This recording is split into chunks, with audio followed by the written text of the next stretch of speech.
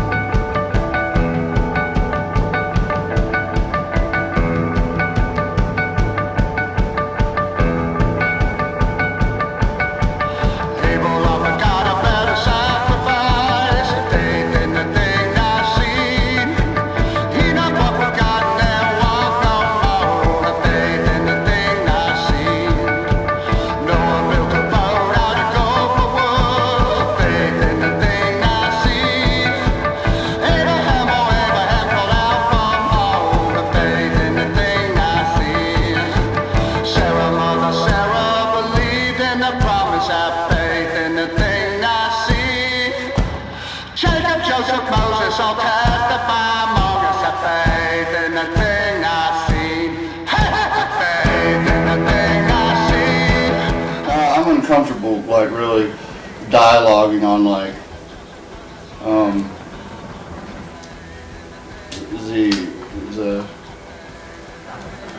the existential meaning of the songs to me. So we'll just not dive in those waters. But I think that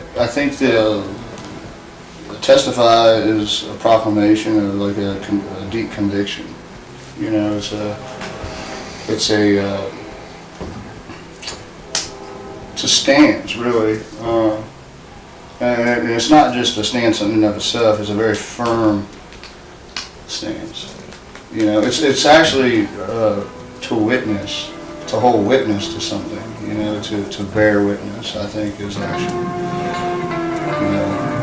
the way I would interpret it.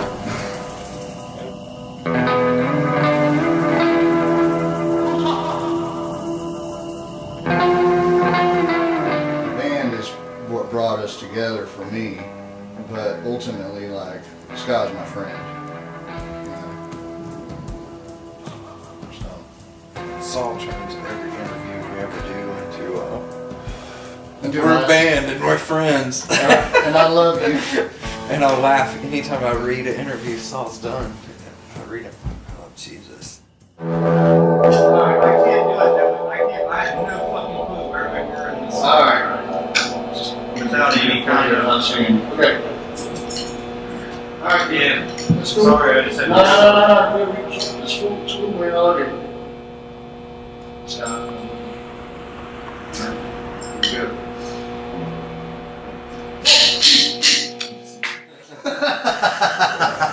So yeah, that's good. I don't love too many motherfuckers.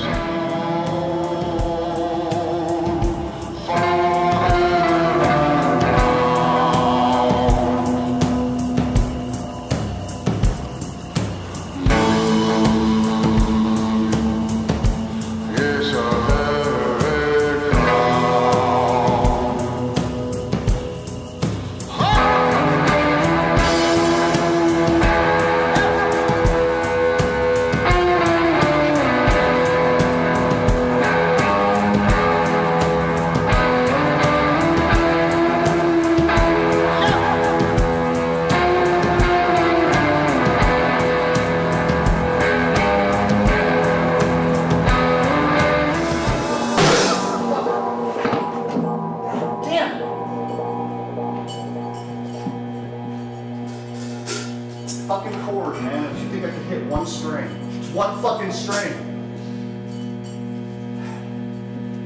Yeah, it's fucking hard. Alright. You want to move on or did you Yeah, let's go. This one. That Boo Hag could be considered a much more dynamic band than a surf band or even a garage band. It's definitely got real quiet stuff, builds up really loud, and they're looking for, plot twist like a film or something, you know. Anytime, you know, we work together, it's like, the music's only half done, because when Scott comes and starts laying percussion down, there's always such a upside down approach to everything. I mean, he just really fucks me up, ultimately. He fucks me up. And it's all, but that's what makes it what it is, because it forces me into areas I'm not comfortable in. But I also am very aware I'm forcing him in areas that he's not comfortable in, and so there's a compliment there. So he laid the drum tracks down, and we started playing these songs. But initially it was just the songs, and then we had to do music, and then when we dropped drums on it, that changed it, and then somewhere along the line, the field recordings became like a very prominent part of the project. And I don't know where that occurred. Scott may have better recollection of that.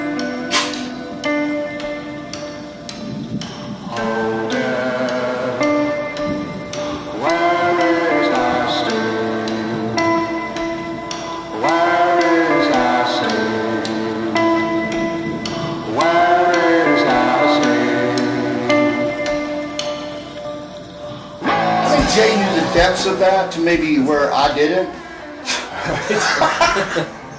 That's what I would say. Like, he knew the depths of like what we were actually sacrificing to get this project done. Where for us, I think it was really important that we did it that way. We wanted to do it that way because that's how we started, man. It was fun because he, the whole time he's like, "Oh, I've never done this."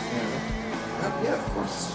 Of course. That's why we're doing it. You got a music studio. Why would you record in the house?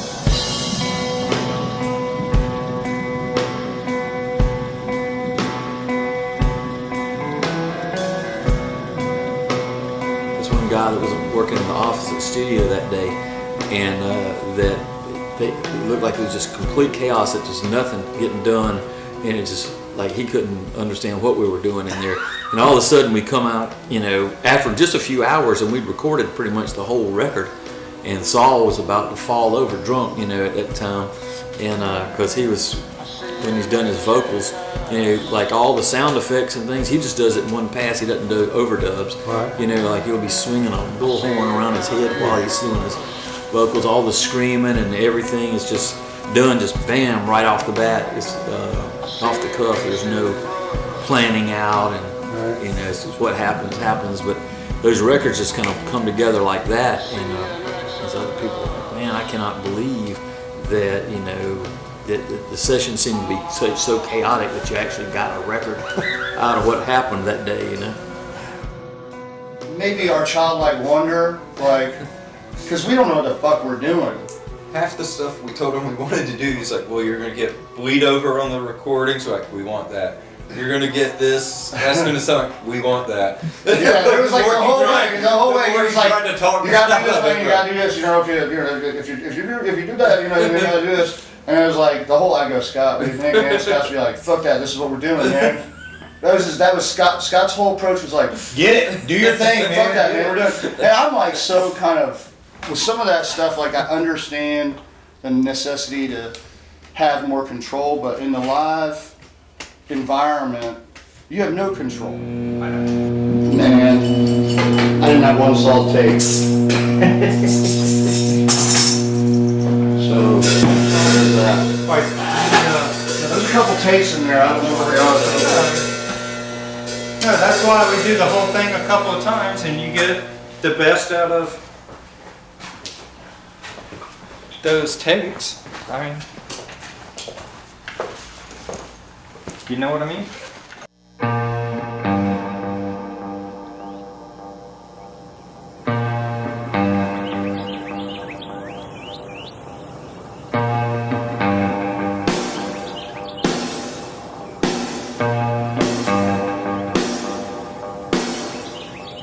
Dog.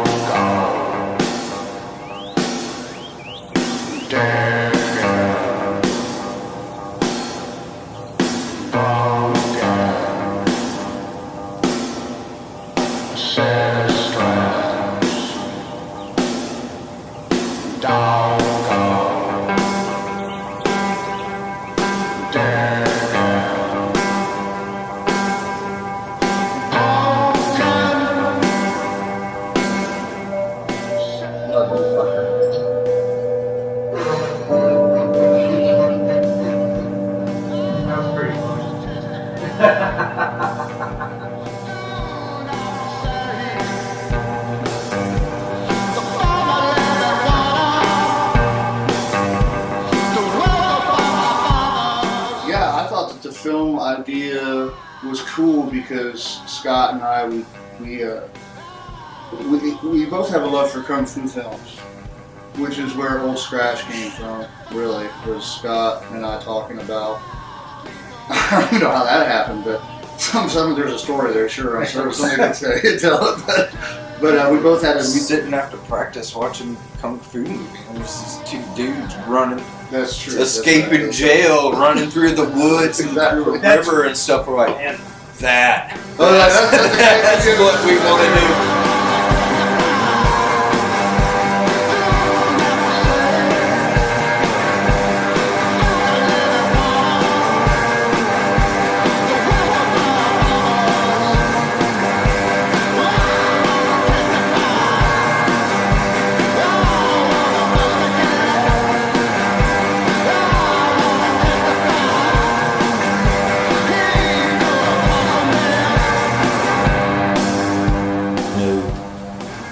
They're very heavy into art outside of the music end, as far as, visual art. Yeah. And both of them are very active in that, but I think between the two of them, they have a good synergy going on, how they work their visual art in, and also bringing resources of people in that are interested in what they're doing.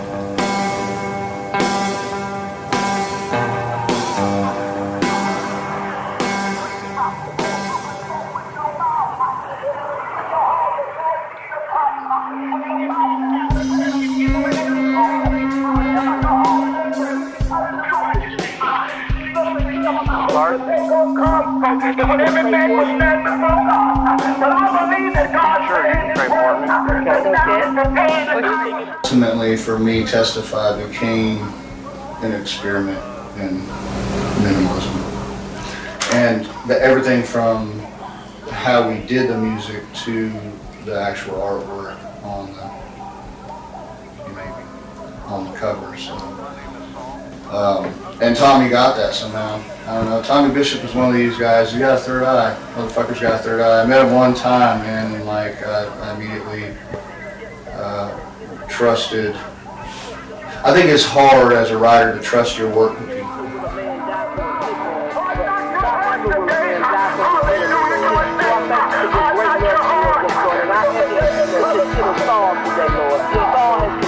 He's not a good man, and it's my ask for prayer that he will become a good man. So Lord, I take that even a little bit further, Lord. I ask you today, my God, and my Father, to reach out on the Saul, and let Saul become a godly man. I ask you, my God, and my Father, to every hair on Saul's head, Lord. Send laborers to the vineyard, Lord, that will be able to minister to Saul, my God, and my Father, and the living God, Lord. And I ask you right now in the name of Jesus Christ, that you will have Saul become a godly man. It's not a religious overtone, but reminds you of a kind of New Orleans witch doctor or something sort of just like a Dr. John type thing, or is it making a nod to that kind of stuff? Well, I guess not. I think of Dr. John to be that funky type of stuff. But this is more, it's likened to things like the Cramps and other things that are just garage rock, but it's garage rock with a much moodier, like psychedelic overtone. So you got psychedelia, garage rock, and you got this third thing, which is it's kind of spooky, and the spookiness is a kind of New Orleans type spookiness. Would you say that it's a little more mature than a garage rock type thing? Is that why that when you start adding these other overtones onto, would you say it's the subject matter? Yeah, subject matter of the lyrics are definitely beyond the scope of garage rock. Where garage rock is, typically it's about girls, maybe cars or whatnot. It oftentimes doesn't go into anything too deep.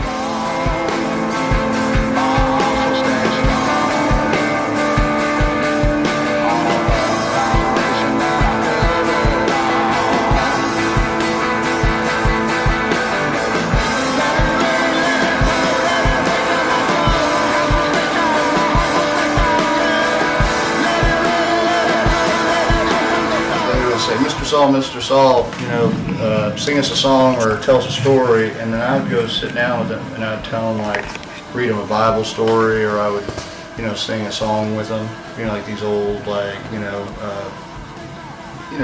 children's Stories. stories. Sunday school stories. Yeah, Bible Sunday stories. school stories, man. And I think that was in the back of my mind a lot of when I was writing, was that the stories are what is most important.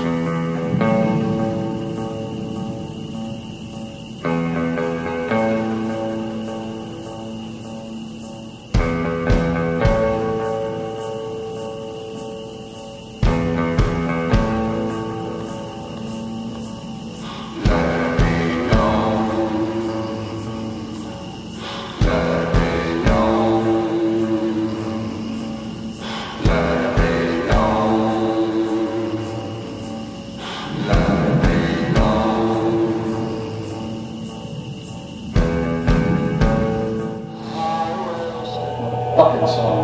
Should have fucking wrote it.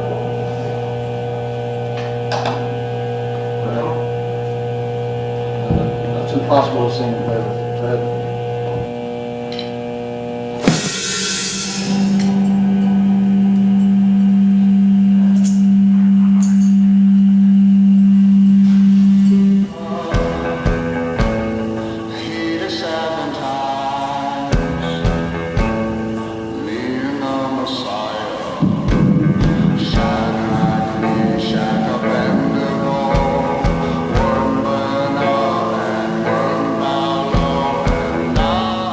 I don't feel like I did anything that would be considered, you know, Sacrilege. maybe. I mean, there may be some of that. I don't know, because I don't know. I think it's all interpretation. I mean, everything is interpretation. Everything. Interpretation is king. Yeah. You know, it just simply is. And that's why I think, back to the point, is that Testify is a fuck you album.